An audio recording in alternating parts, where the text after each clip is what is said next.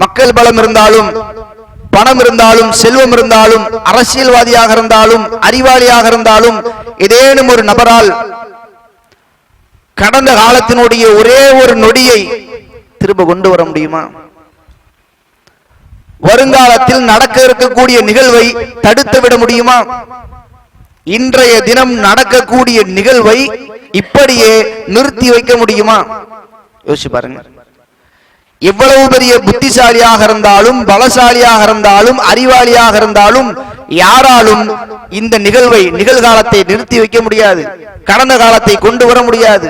இந்த காலத்தை சொந்தமாக்க முடியாது.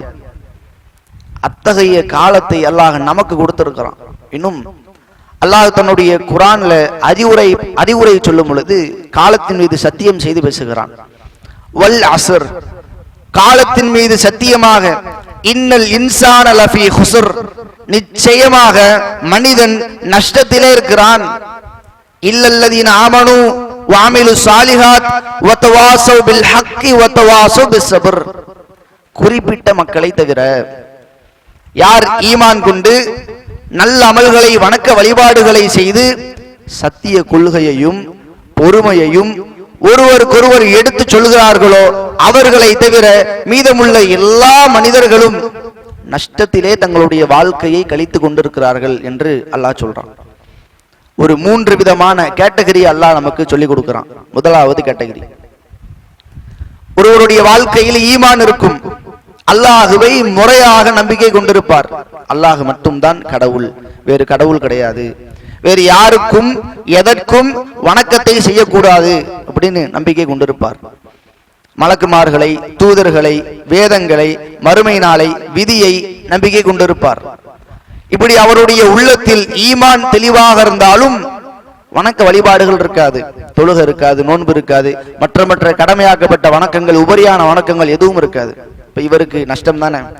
ஈமான் இருந்து நல்லமல் வணக்கம் இல்லைன்னா நஷ்டம், அவருடைய வாழ்க்கை நஷ்டத்துல இருக்குது. இது கரெக்ட், நம்ம ஏத்துக்கிறோம்.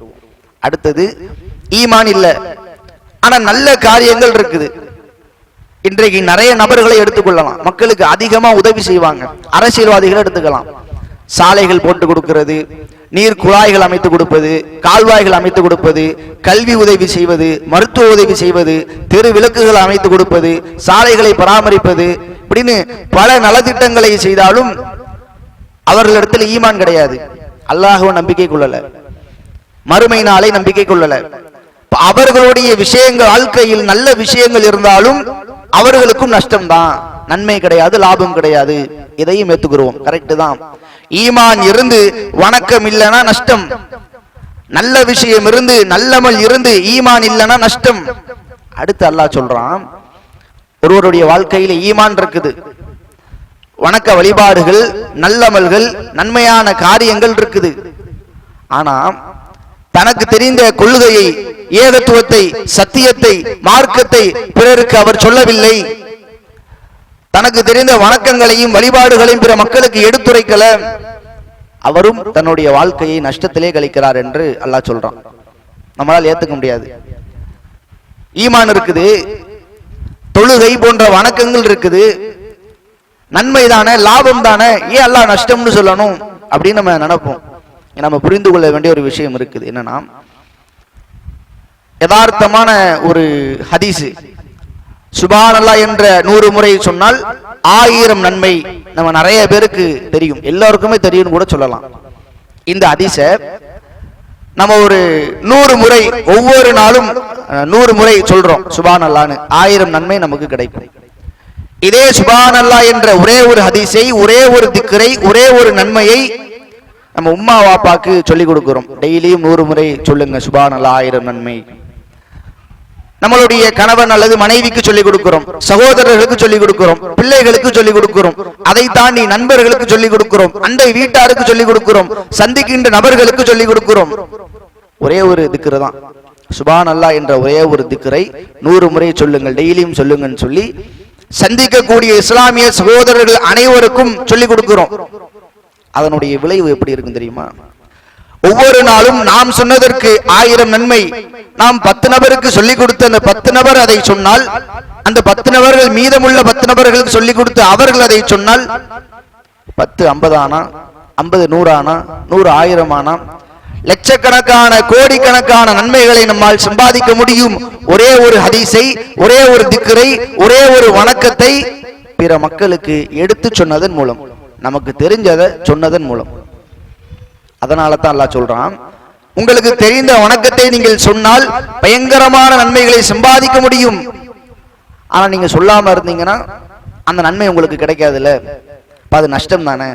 நீங்கள் சொன்னால் கிடைக்கக்கூடிய நன்மை சொல்லாமல் இருக்கும் பொழுது உங்களுக்கு கிடைக்காது. அதனால் உங்களுடைய வாழ்க்கையில் ஒரு நஷ்டம் ஏற்படுகிறது என்று அல்லாஹ் சொல்றான். இப்ப இதை நம்ம தெரிஞ்சுக்கிட்டோம். ஏகத்துவத்தை எடுத்து சொன்னால் பயங்கரமான நன்மை, அதிகமான நன்மைகளை சம்பாதிக்க முடியும். ஆனா இத அல்லாஹ் காலத்தோட பிணைச்சு பேசுறான். சாதாரணமா இன்னல் இன்சான லஃபி ஹுஸ்ர், மனிதன் நஷ்டத்துல இருக்கிறான்னு சொல்லியிருக்கலாம். காலத்தின் மீது சத்தியமாக மனிதன் நிச்சயமா நஷ்டத்துல இருக்கிறான் என்று அல்லாஹ் பேசுறான். ஏன்னா அல்லாஹ் மனிதர்களுக்கு மிகப்பெரிய அருள் கொடைகள் 2 வழங்கி இருக்கிறான். ஒன்னு காலம்.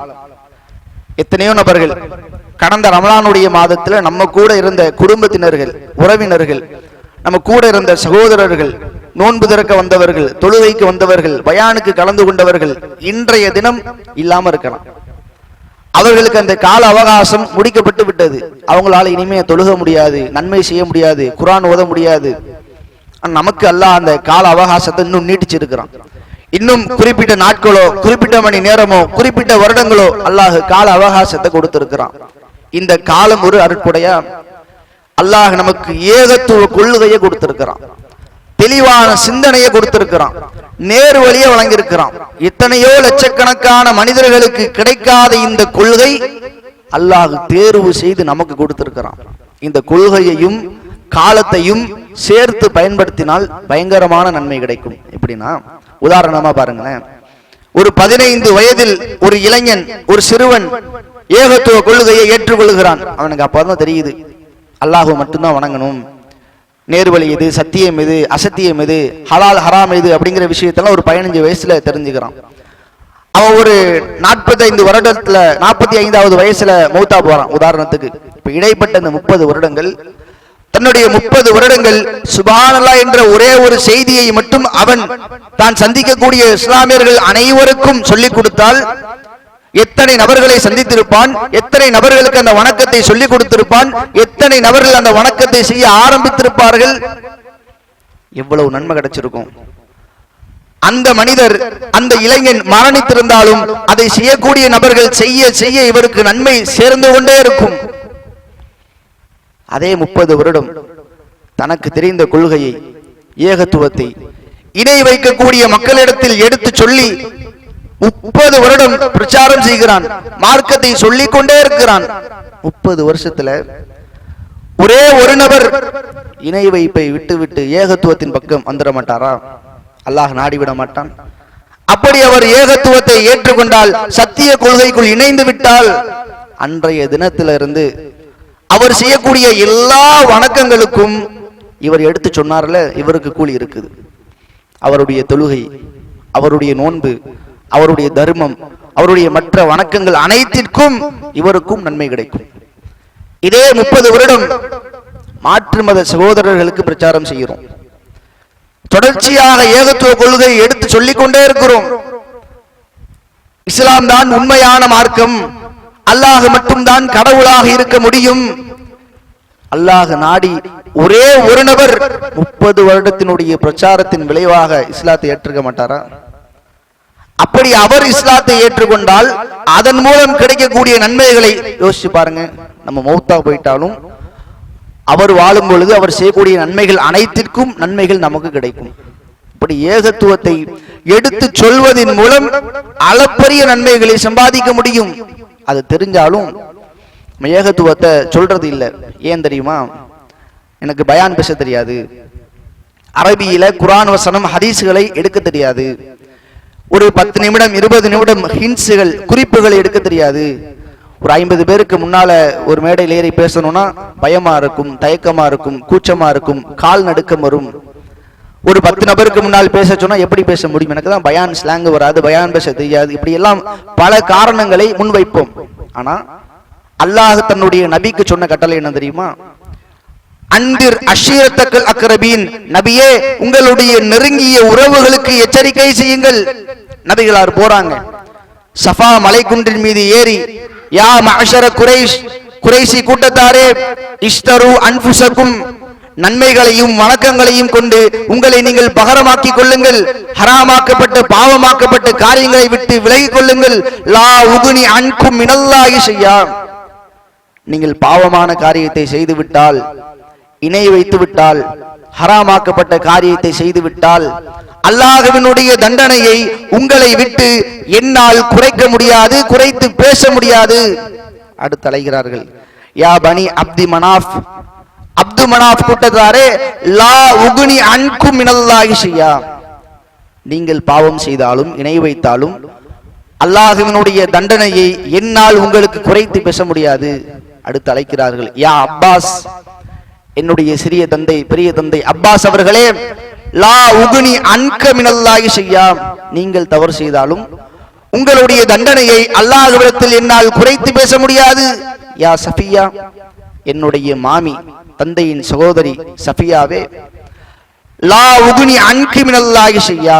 யா ஃபாத்திமா, என்னுடைய அருமை மகள் ஃபாத்திமாவே, இந்த உலகத்தில் என்னுடைய செல்வத்தை கேள், எடுத்துக்கொள். லா உகுனி அன்கி மினல்லாஹி ஷையா, பாவம் செய்து விடாதே, அல்லாஹ்விடத்திலே உன்னுடைய தண்டனையை என்னால் குறைத்து பேச முடியாது என்று ஒவ்வொரு குடும்பத்தினரையும் அழைத்து, பெரிய தந்தையை அழைத்து, மாமியை அழைத்து, தன்னுடைய மகளை அழைத்து, தன்னுடைய உற்றார் உறவுகளை அழைத்து நபிகளார் மார்க்கத்தை சொல்லுகிறார்கள், எச்சரிக்கை செய்கிறார்கள். யோசிச்சு பாருங்க, நம்ம குடும்பத்துக்கிட்ட நமக்கு தெரிஞ்ச ஏகத்துவ கொள்கையை சொல்றதுக்கு பயான் பேச தெரியணுமா? குறிப்புகள் எடுக்க தெரியணுமா? ஃபர்ஸ்ட் குர்ஆன் வசனம் அடுத்து ஹதீஸ்னு ஆர்டர் ஆக்க தெரியணுமா? எந்த பயமும் வேண்டாமே, எந்த தயக்கமும் வேண்டாமே. அப்படி நாம் குடும்பத்துக்கு முதல்ல ஏகத்துவ கொள்கையை சொல்லணும். ஏன்னா அதுக்கு பயான் பேச தேவையில்லையே, நமக்கு தெரிந்ததை அவர்களுக்கு சொன்னால் போதும். இது ஏன்னா அக்கறை. இந்த உலகத்தில் நம்ம குடும்பத்தார் மீது அக்கறை காட்டுவோம்ல, இரக்கம் காட்டுவோம்ல. அவர்களுக்கு ஒரு வியாபாரத்துல ஒரு நஷ்டம் வந்துட்டா, ஒரு கவலை கஷ்டம் ஏற்பட்டுட்டா உடனடியாக அங்க நிற்போம், அவங்களுக்கு பொருளாதார உதவி செய்வோம், அவர்களுக்கு தேவையான அடுத்த கட்ட நடவடிக்கைகளை செய்வோம். ஒரு விபத்து ஏற்பட்டுருச்சு, நம்ம குடும்பத்தில் இருக்க ஒரு ஆளு ஒரு தீக்காயம் ஏற்பட்டுருச்சு, ஒரு நோயினால் பாதிக்கப்பட்டு விடுகிறார், உடனடியாக அந்த இடத்துல நிற்போம், அவங்க வீட்டுல நிற்போம். அடுத்து அவங்களுக்கு எப்படி உதவி செய்யலாம்? பொருளாதாரத்தின் மூலம் உதவி செய்யலாமா? அவங்களுடைய மனசை ஆறுதல் படுத்தலாமா? அவர்களுக்கு பழங்கள் வாங்கி கொடுக்கலாமா? அவர்களுக்கு எப்படியெல்லாம் உதவி செய்ய முடியுமோ அப்படியெல்லாம் உதவி செய்வோம். ஏன்? இந்த உலகத்துல அவங்க மேல நம்ம வச்சிருக்கிற அக்கறை, அவர்கள் மீதான பாசம். இந்த உலகத்துல பாசம் வச்சிருக்கிற நாம மறுமையிலும் அவர்கள் மீது பாசம் வைக்க வேண்டாமா? இந்த உலகத்தில் அவர்களை காப்பாற்ற துடிக்கக்கூடிய நாம் மறுமையிலும் அவர்களை காப்பாற்ற துடிக்க வேண்டாமா? நரகத்துக்கு போயிட்டான், ஏகத்துவ கொள்கை இல்லாமல் இணை வைப்பு கொள்கையில் இருந்து நரகத்திற்கு சென்று விட்டால், வணக்கம் அதிகமாக இல்லாமல் நன்மை அதிகமாக இல்லாமல் தீமை பாவம் அதிகமாக இருந்து நரகத்திற்கு சென்று விட்டால், நரகத்தினுடைய நெருப்பு அவர்களை கரிக்குமே, பொசுக்குமே, வேதனையை உணர்வார்களே, கதறுவார்களே. அவங்க மேல பாசம் கட்ட வேணாமா? அந்த பாசத்தினுடைய வெளிப்பாடுதான் ஒவ்வொரு பிள்ளைகளும் தங்களுடைய பெற்றோர்களுக்கு சொல்லணும், ஒவ்வொரு பெற்றோர்களும் தங்களுடைய பிள்ளைகளுக்கு சொல்லணும், ஒவ்வொரு கணவனும் ஒவ்வொரு மனைவியும் தங்களுடைய வாழ்க்கை துணைக்கு சொல்லணும், ஒவ்வொரு சகோதரர்களும் தங்களுடைய சகோதரர்களுக்கும் சகோதரிகளுக்கும் சொல்லணும், ஒவ்வொரு நண்பனும் தன்னுடைய நண்பனுக்கு சொல்லணும். இப்படிங்க வந்திருக்கக்கூடிய ஒவ்வொரு இஸ்லாமியர்களும் தங்களுடைய குடும்பத்தை கட்டமைத்தால் போதும், அல்லாஹ் நாடினால் இந்த ஊரு ஏகத்துவ கோட்டையாக மாறும். ஒவ்வொருத்தவங்களும் நம்ம குடும்பத்தை கட்டமைச்சா போதும். என் உம்மா கொள்கையில தெளிவா இருக்கிறாங்க, என் வாப்பா கொள்கையில தெளிவா இருக்கிறாங்க, என்னுடைய பிள்ளைகள் கொள்கையில தெளிவா இருக்குது, 5 வக்து தொழுகும், நோன்பு வைக்கும், மற்ற வணக்கங்களை செய்யும், பாவமான காரியத்தை விட்டு விலகி இருக்கும், ஏகத்துவ கொள்கையை பற்றிய தெளிவான ஞானம் இருக்குது, நான் சொல்லி கொடுத்திருக்கிறேன். இப்படி ஒவ்வொருவரும் தங்களுடைய குடும்பத்தை கட்டமைத்தால் போதும். ஆனா குடும்பத்துல ஏகத்துவ கொள்கையை சொல்ல சொன்னாலும் நம்ம தயங்குறோம். ஏன் தெரியுமா? என் வாப்பா கிட்ட, அண்ணன் கிட்ட, என் தம்பி கிட்ட, என் நண்பன் கிட்ட உலகம் சம்பந்தமாக அதிகமா பேசி இருக்கிறேன். உலகத்தை பத்தி, சுற்றுலா தலங்களை பற்றி, கல்வியை பற்றி, பள்ளிக்கூடங்களை பற்றி, சாப்பாடுகளை பற்றி, சமையலை பற்றி, அழகு குறிப்புகளை பற்றி, ஆடைகளை பற்றி, பல விஷயங்களை பற்றி பேசியிருக்கிறேன். பாப்பா கிட்ட அவ்வளவு விஷயம் கேட்டிருக்கிறேன், நான் சொல்லியிருக்கிறேன். வாகனத்தை பற்றி பேசியிருக்கிறேன், என் பிள்ளைகளுக்கு சொல்லியிருக்கிறேன். கணவன் மனைவி கிட்ட அப்படி பேசியிருக்கிறேன். ஆனா மார்க்கத்தை பத்தி பேசினது கிடையாது. திடீர்னு போய் இதுதான் சத்தியம், இதுதான் ஏகத்துவம், தர்காவுக்கு போகக்கூடாது, தாயத்தை கட்டக்கூடாது அப்படின்னு சொல்லிட்டா அவங்க என்ன நினைப்பாங்க? என்னை ஒரு மாதிரியா பார்ப்பாங்களே. தினமும் 5 வக்து தொழுகணும் இத்தனை நாளா சொல்லாத ஆளு இன்னைக்கு ஃபஜருக்கு எழுப்பி விடுறாங்க, தொழுக சொல்றாங்க அப்படின்னு என்னை ஒரு மாதிரியா பார்ப்பாங்களே, எனக்கு அன்கம்ஃபர்டபுள் ஃபீலா இருக்குமே, என்னை ஒரு மாதிரி ஒதுக்கி வைப்பாங்களே, எனக்கு தயக்கமா இருக்குமே, வெக்கமா இருக்குமே, கூச்சமா இருக்குமேன்னு சொல்லி குடும்பத்தினருக்கு ஏகத்துவ கொள்கையை சொல்லாம இருக்கிறோம். நம்ம தெரிந்து கொள்ள வேண்டிய ஒரு செய்தி, அல்லாஹ்வினுடைய தூதர் அவர்களுடைய காலத்துல அபூதர் அல் ஹிஃபார் என்று சொல்லக்கூடிய ஒரு நபித்தோழர் ஏகத்துவ கொள்கையை பற்றி தெரிந்து கொள்கிறார். அவருக்கு தகவல் போகுது. அவர் ஷாம் நாட்டுல, சிரியா நாட்டுல இருக்கிறாரு. அங்கிருந்து மக்காவுக்கு வராரு. அன்றைய சூழல் எப்படின்னா, முகமதை பற்றி கேட்டால், தூதரை பற்றி தெரிந்து கொள்ள வேண்டும் என்று சொன்னால் அடிப்பாங்க, அடிச்சு கொன்றுவாங்க. அன்றைய சூழலில் மக்காவுக்கு வராங்க. வந்து யாரிடமும் எதையும் கேட்காமல் நபிகளாரை தேடி கொண்டு இருக்கிறாங்க. முகமது யாராக இருக்க முடியும் அப்படின்னு தேடிக்கிட்டே இருக்கிறாங்க. அலி ரலியல்லாஹு அன்ஹு அவங்க வந்து அபூதர் அவங்கள பாக்குறாங்க. என்னாச்சு, புது ஆளா இருக்கிறீங்களே, எதுக்காக வந்தீங்கன்னு கேட்க அபூதர் அவர்கள் உண்மையை சொல்லல, வேறு காரியங்களை சொல்லி அனுப்பிடுறாங்க. முதலாவது நாள் தேடிக்கொண்டே இருக்கிறார்கள் நபிகளாரை. இது அபூதர் ரலியல்லாஹு அவங்க தேடிக்கிட்டே இருக்கிறாங்க, ரசூலுல்லாஹ்வை கண்டுபிடிக்க முடியல. முதலாவது நாள் அலி ரலியல்லாஹு அன்ஹு அவர்கள் அபூதருக்கு தங்குவதற்கு இடம் கொடுக்கிறார்கள். முதலாவது நாள் போயிருச்சு. இரண்டாவது நாள் ஆகுது. அதே போன்று அபூதர் ரலியல்லாஹு அன்ஹு அவர்கள் பள்ளியில் இருந்தபடி ரசூலுல்லாஹ்வை தேடிக்கிட்டே இருக்கிறாங்க, ரசூலுல்லாஹ்வை கண்டுபிடிக்க முடியல. இரண்டாவது நாளும் அலி ரலியல்லாஹு அன்ஹு அவர்கள் தங்குவதற்கு இடம் கொடுக்கிறார்கள். மூன்றாவது நாளும் போகுது, ரசூலுல்லாஹ்வை கண்டுபிடிக்க முடியல. அலி ரலியல்லாஹு அன்ஹு அவங்க வந்து பாக்குறாங்க, இன்னும் நீங்க வந்த வேலை முடியலையா, எதற்காக வந்துங்க சொல்லுங்க, நாங்க உதவுறேன் அப்படின்ற மாதிரி சொல்ல. இப்ப அபூதர் ரலியல்லாஹு அன்ஹு அவர்கள் சொல்கிறார்கள், நான் உங்கள்ட்ட அந்த விஷயத்தை சொல்றேன், ஆனா நீங்க யார்கிட்டையும் அதை சொல்லிடக்கூடாதுன்னு சொல்லிட்டு நான் முகமதை சந்திக்க தான் வந்தேன். அவர் தன்னை நபின்னு சொல்றாராமே, அல்லாஹ் கிட்ட இருந்து வஹி செய்தி வரும்னு சொல்றாராமே, அவர் சொல்றதுதான் இஸ்லாம்னு சொல்றாராமே, இதெல்லாம் நான் தெரிஞ்சுக்கிறேன், அவரை பார்க்கணும்னு சொல்ல. அப்ப அலி ரலியல்லாஹு அன்ஹு அவர்கள் அபூதரை பார்த்து சொல்கிறார்கள், சரி நான் கூட்டிட்டு போறேன், ஆனா நான் உங்களை கூட்டிட்டு போற வழியில பாதையில நமக்கு துன்பம் தரக்கூடிய ஏதேனும் ஒரு நபர் வந்தால் என்னுடைய செருப்பை சரி செய்வதை போல நான் கீழே குனிஞ்சிடுவேன், நீங்க என்னை கடந்து போயிருங்க, நான் அப்புறம் உங்க கூட வந்து ஜாயின் பண்ணிக்கிறேன், உங்களை கூட்டிட்டு போயிருன்னு சொல்லி கூட்டிட்டு போறாங்க. இப்ப அபூதர் ரலியல்லாஹு அன்ஹு அவர்களும் நபிகளாரை சந்திக்கிறார்கள். இஸ்லாத்தை பற்றி, ஏகத்துவத்தை பற்றி தூய வடிவில் அதை அறிந்து கொள்கிறார்கள். நபிகளார் எடுத்து சொல்கிறார்கள். அந்த கணத்திலே, அந்த நேரத்திலே ஏகத்துவத்தை அபூதர் ரலியல்லாஹு அன்ஹு அவர்கள் ஏற்றுக்கொள்கிறார்கள், இஸ்லாமியனாக மாறுகிறார்கள். இப்ப ரசூலுல்லாஹ் சொல்றாங்க, நீங்க இஸ்லாத்தை ஏத்துக்கிட்டீங்க, உங்களுடைய ஊருக்கு போங்க, அங்க போய் ஏகத்துவத்தையும் சத்தியத்தையும் பிற மக்களுக்கு சொல்லுங்க. இன்ஷா அல்லாஹ் ஒரு நாள் இந்த ஊரில் மக்காவில் ஏகத்துவத்தை சொன்னால் யாரும் எதுவும் செய்ய முடியாத ஒரு சூழல் வரும், இஸ்லாமிய மார்க்கம் மேலோங்கும், அன்றைக்கு சொல்லி அனுப்புறேன், நீங்க வாங்க வந்து ஏகத்துவத்தை பிரச்சாரம் பண்ணுங்கன்னு சொல்லி அனுப்புறாங்க. ஆனா அபூதர் ரலியல்லாஹு அன்ஹு அவர்கள் சொல்கிறார்கள், நான் ஏகத்துவ கொள்கையை ஏற்றதை போல் இந்த மக்களும் இந்த ஊராரும் ஏகத்துவ கொள்கையை ஏற்கணும், இவர்களுக்கு மத்தியில் நான் பிரச்சாரம் செய்வேன் என்று மக்காவுக்கு அருகில் சென்ற மக்கத்து குறைஷியர்களை அழைத்து பிரச்சாரம் செய்கிறார்கள். அஷ்ஹது அல்லா இலாஹ இல்லல்லாஹ், அல்லாஹ்வை தவிர வணக்கத்திற்கு தகுதியானவன் எவனும் கிடையாது, எதுவும் கிடையாது, நான் சாட்சி சொல்லுகிறேன், அஷ்ஹது அன்ன முஹம்மது ரசூலுல்லாஹ், இந்த முஹம்மது அல்லாஹ்வினுடைய தூதர் தான், அல்லாஹ்விடமிருந்து வஹி செய்தி வரும், இவர் சொல்லக்கூடிய மார்க்கம் தான் உண்மையான இஸ்லாம், அதற்கு நான் சாட்சி சொல்கிறேன் என்று மக்களுக்கு மத்தியில் ஏகத்துவ கொள்கையை உடைக்கிறார்கள். மக்கத்து குறைஷியர்கள் ஒன்று குழும்புகிறார்கள், அபூதரை அடிக்கிறார்கள், உதைக்கிறார்கள், மிதிக்கிறார்கள்.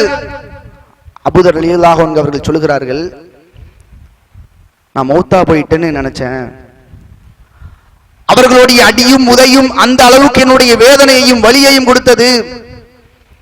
ஒரு நபர் கூடியிருந்தால், இன்னும் சில அடிகள் கூடியிருந்தால் நான் மௌத்தாவே போயிருப்பேன் அப்படின்னு சொல்ற அளவுக்கு பயங்கரமாக தாக்கப்படுகிறார். உடனே அப்பாஸ் ரலியல்லாஹு அன்ஹு அவர்கள் வந்து தடுக்கிறாங்க. என்னப்பா, ஹிஃபார் குலத்தாரை சேர்ந்த ஒரு மனிதரை அடிக்கிறீங்களா? நீங்கள் வியாபாரம் செய்ய வேண்டும், பணம் சம்பாதிக்க வேண்டும் என்ற ஆசை இல்லையா? நீங்க வியாபாரம் செய்யணும்னா அவங்களுடைய கூட்டத்தாரை கடந்துதான் போகணும், அவங்களுடைய ஊரை கடந்துதான் போகணும், விட்டுருங்க, வியாபாரம் செய்ய முடியாது அப்படின்னு சொல்ல அந்த மக்கள் விட்டுறாங்க. முதலாவது நாள் அடி வாங்கிய அபூதர் ரலியல்லாஹு அன்ஹு அவர்கள், மௌத்தா போயிட்டேன்னு நினைச்ச அபூதர் ரலியல்லாஹு அன்ஹு அவர்கள், கடுமையான வலியையும் வேதனையையும் உணர்ந்த அபூதர் ரலியல்லாஹு அன்ஹு அவர்கள் அதோட போயிருக்கலாம் தானே, மீண்டும் வருகிறார். அதே இடம், அதே மக்கள், அதே பிரச்சாரம், அஷ்ஹது அல்லா இலாஹ இல்லல்லாஹு வ அஷ்ஹது அன்ன முஹம்மது ரசூலுல்லாஹ், அல்லாஹ்வை தவிர கடவுள் எவனும் கிடையாது, இந்த முகமது அல்லாஹ்வினுடைய தூதர் தான், நான் சாட்சி சொல்கிறேன். அடிக்கிறார்கள், அவரை கடுமையாக துன்புறுத்துகிறார்கள், அவரை தாக்குகிறார்கள். அப்பாஸ் ரலியல்லாஹு அன்ஹு அவர்கள் மீண்டும் வந்து அவங்களை காப்பாற்றி விடுறாங்க.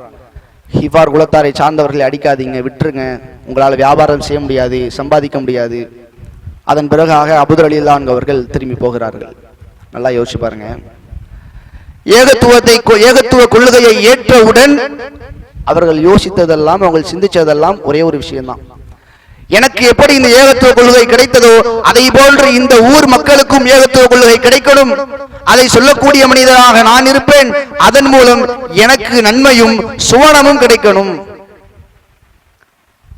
அடிச்சாங்களே, கொள்கையை சொல்றதுக்காக தன்னுடைய மானத்தை பத்தி யோசிக்கல, தன்னுடைய வியாபாரத்தை பத்தி யோசிக்கல, தன்னுடைய குடும்பத்தை பத்தி யோசிக்கல, தன்னுடைய உயிர் போயிரும் அந்த உயிரை பத்தி யோசிக்கல.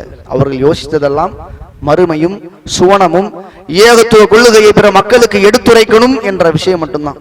இன்றைக்கு நாம தயக்கத்தை, கூச்சத்தை ஒரு காரணமாக சொல்லலாமா? உம்மா கிட்ட, வாப்பா கிட்ட, பிள்ளைகள் கிட்ட ஏகத்துவத்தை சொல்றதுக்கு, மார்க்கத்தை வழிகாட்டுவதற்கு, நம்ம நண்பர்களிடத்துல மார்க்கத்தை பற்றி பேசுவதற்கு, அவர்களுக்கு சொல்லிக் கொடுப்பதற்கு, பயானுக்கு அழைப்பதற்கு, பள்ளிவாசலுக்கு தொழுக அழைப்பதற்கு கூச்சத்தை காரணமா சொல்லலாமா? அல்லாஹ்வினுடைய நாட்டத்துல இன்றிலிருந்து நம்ம ஏகத்துவத்தை மக்களுக்கு ஒவ்வொருவரும் தங்களுடைய குடும்பத்தாருக்கும் நமக்கு தெரிந்த நபர்களுக்கும் எடுத்து சொன்னால் கூட அல்லாஹ் அதன் மூலம் நமக்கு பலவித பயங்கரமான அதிகமான நன்மைகளை தருவான். அதற்காக நம்ம ஏகத்துவ கொள்கையை பிற மக்களுக்கு எடுத்துரைக்கணும், அதை முதலில் குடும்பத்திலிருந்து ஆரம்பிக்கணும் என்று கூறி எனது உரையை நிறைவு செய்கிறேன். அஸ்ஸலாமு அலைக்கும் வரஹ்மத்துல்லாஹி வபரகாத்துஹு. அஸ்ஸலாமு அலைக்கும் வரஹ்மத்துல்லாஹி வபரகாத்துஹு. கண்ணியத்திற்குரிய இல்லாமல்ல அல்லாஹ்வின் நல்லடியார்களே, அன்பார்ந்த சகோதரர்களே,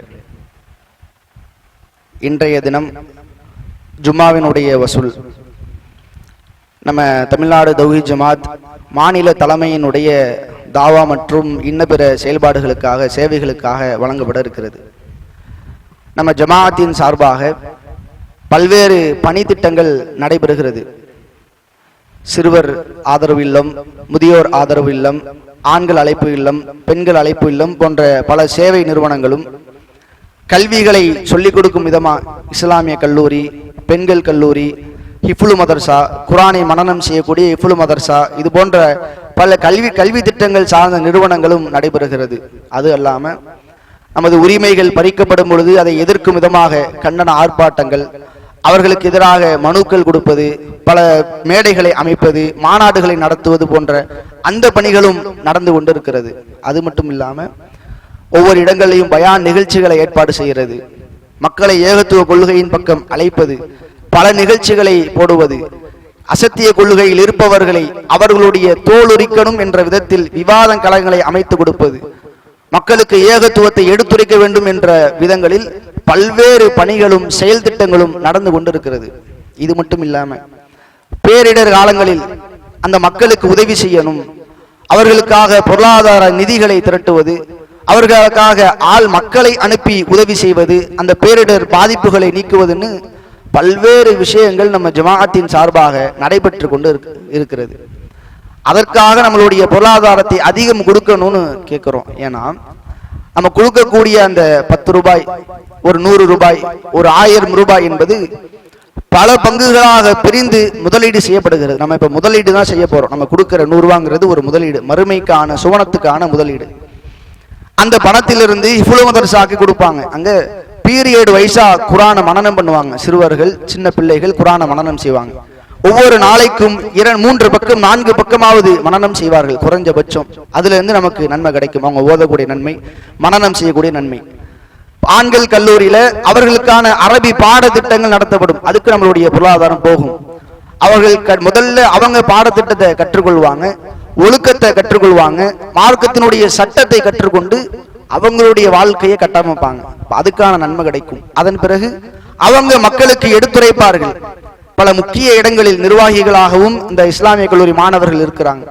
விவாத களங்களிலும் இஸ்லாமிய கல்லூரியினுடைய மாணவர்கள் இருக்கிறாங்க. அவர்கள் செய்யக்கூடிய ஒவ்வொரு பிரச்சார பணிகளுக்கும் நாம கொடுத்த பொருளாதாரம் நமக்கு நன்மையை தரும். மற்ற ஆதரவு இல்லங்கள், சேவை இல்லங்கள், அழைப்பு இல்லங்கள், அதற்கும் நம்மளுடைய பொருளாதாரம் போகும். நம்ம இரக்கம் காட்டியதற்காக அல்லாஹ் அதற்கு நமக்கு இரக்கம் காட்டுவான். நம்ம அந்த கொடுத்த முதலீடுங்கிறது பல மடங்காக இந்த உலகத்துல நமக்கு திருப்பி தரப்படும். அப்படி இல்லைன்னா மறுமையில நமக்கு திருப்பி தரப்படும். ஏன் நம்ம அதிகமா கொடுக்கணும்னு சொல்றோம்னா, நபிகளார் சொன்ன ஒரு செய்தி, புகாரியிலே 7512வது செய்தி. நம்ம மறுமை நாள் வந்தவுடன் அல்லாஹுவுடன் எல்லா அடியார்களும் பேசுவார்கள். அல்லாஹுக்கும் நமக்கும் மத்தியில எந்த மொழிபெயர்ப்பாளரும் இருக்க மாட்டார், யாருமே இருக்க மாட்டாங்க, எந்த மொழிபெயர்ப்பாளரும் இருக்க மாட்டாங்க. அப்ப நம்ம வலது பக்கம் பார்ப்போம், நாம் செய்து அனுப்பிய காரியங்கள் இருக்கும். இடது பக்கம் பார்ப்போம், நாம் செய்து அனுப்பிய காரியங்கள் இருக்கும். நம்ம முன்னாடி பார்ப்போம், நம்ம முகத்துக்கு முன்னாடி சுட்டரிக்கக்கூடிய நெருப்பு நரகம் இருக்கும். இப்ப நபிகளார் சொல்றாங்க, ஃபத்தகுன்னார், அந்த நரகத்திற்கு அஞ்சு கொள்ளுங்கள், அந்த நெருப்பிற்கு அஞ்சு கொள்ளுங்கள், அந்த நரகத்தை விட்டு விலகி கொள்ளுங்கள். வலவு பி ஷிக்கி தம்ரா, பேரித்தம்பளத்தினுடைய ஒரு துண்டையாவது பகுதியாவது தர்மமாக கொடுத்து நரகத்திலிருந்து உங்களை காப்பாற்றிக் கொள்ளுங்கள் என்று நபிகளார் நம்மை எச்சரிக்கை செய்கிறார்கள். இன்னும் புகாரியில் 1410வது செய்தி, மன் தஸத்தக பி அத்லி தம்ரத்தி மின் கஸ்பின் தய்யிபின், ஹலாலான முறையிலே சம்பாதித்த சம்பாத்தியத்திலிருந்து ஒரு பேரித்தம்பள அளவிற்கு ஒருத்தர் தர்மம் செய்கிறார். ஏன்னா வலா யக்பலுல்லாஹு இல்ல தய்யிப, அல்லாஹ் ஹலால மட்டும்தான் ஏத்துக்குருவான். வ இன்னல்லாஹ யதகப்பலுஹா பி யமீனிஹ், தன்னுடைய வலது கரத்தால் அந்த தர்மத்தை ஏற்றுக்கொண்டு சும்மயு ரப்பி காலி சாஹிபி கமாயு ரப்பி அஹதுக்கும் ஃபலுவஹ், உங்களில் ஒருவர் உங்களுடைய குதிரை குட்டியை வளர்ப்பதை போன்று அல்லாஹ் அந்த தர்மத்தை கொடுத்தவருக்காக வளர்ப்பான். ஹத்தா தக்கூன மிஸ்லல் ஜபல், அந்த 10 ரூபாய் 1 ரூபாய் 100 ரூபாய் என்ற தர்மம் மலையை போன்று நன்மை வளரும் அளவிற்கு அல்லாஹ் அந்த தர்மத்தை வளர்ப்பான். மறுமையிலே அதை உங்களுக்கு பரிசாக கொடுப்பான் என்று நபிகளார் சொல்றாங்க. யோசிச்சு பாருங்க, ரமலான்ல வருஷத்துக்கு ஒரு முறை ரமலானுடைய மாதத்துல இந்த ஜும்மாவில் நம்ம கொடுக்க போறோம். மார்க்க பணிகளுக்காக, சேவைகளுக்காக, ஏகத்துவத்தை சொல்வதற்காக கொடுக்கிறோம். அதற்கு எப்படியும் நம்ம நன்மை கிடைக்கும். ஒரு நாளைக்கு நம்ம 10 ரூபான்னு எடுத்து வச்சிருந்தா கூட 365 நாள் 3650 ரூபாய் ஒவ்வொரு நபரும் கொடுக்க முடியும். 10 ரூபாய் பெரிய காசு இல்லை தானே, 10 ரூபாய் ஒரு சின்ன நம்ம மதிக்கக்கூடிய காசு தான். ஒவ்வொரு நாளும் 10 ரூபாய் நம்ம எடுத்து வச்சிருந்தா கூட ஒரு வருஷத்துக்கு 3650 ரூபாய் ஒவ்வொரு நபராலும் கொடுக்க முடியும். வேலைக்கு போகாத சிறுவனாக இருந்தாலும் அந்த காசை கொடுக்க முடியும். அப்படி நாம கொடுக்கக்கூடிய ஒவ்வொரு காசும் அதிகமான பொருளாதாரத்தை கொடுக்கணும். வல்லாஹி அல்லாஹின் மீது ஆணையா சொல்றேன், நம்ம கொடுக்கிற ஒவ்வொரு பொருளாதாரமும் அல்லாஹ் அதை பல மடங்கு பெருக்குவான். நம்ம செஞ்ச பாவங்களை மன்னிப்பதற்கு அது அடிப்படையாக இருக்கும். நரகத்தை விட்டு நம்மளை காப்பதற்கு அது அடிப்படையாக இருக்கும். ஏன்னா இன்னைக்கு நன்மைகளை அதிகமா செய்யறோம் தான், இல்லைன்னு சொல்லலை. நம்ம தொழுகிறோம், மற்ற வணக்கங்களை செய்யறோம், ஆனா அதற்கு ஈடாக பாவங்களையும் செய்யறோம், யாராலும் மறுக்க முடியாது. அதற்கு ஈடாக நிகராக அதை மிகைக்கும் விதமாக கூட பாவங்களை செய்து கொண்டிருக்கிறோம். நம்ம பாவங்கள் மன்னிக்கப்படணும்னா, நரகத்தை விட்டு தப்பிக்கணும்னா அதற்கு அழகிய ஒரு வழிமுறையில் தர்மம் செய்கிறது ஒண்ணுதான். அதற்காக நம்ம பொருளாதாரத்தை அதிகமாக வாரி வழங்கணும் என்று கூறி எனது உரையை நிறைவு செய்கிறேன். அஸ்ஸலாமு அலைக்கும் வரஹ்மத்துல்லாஹி வபரகாத்துஹு.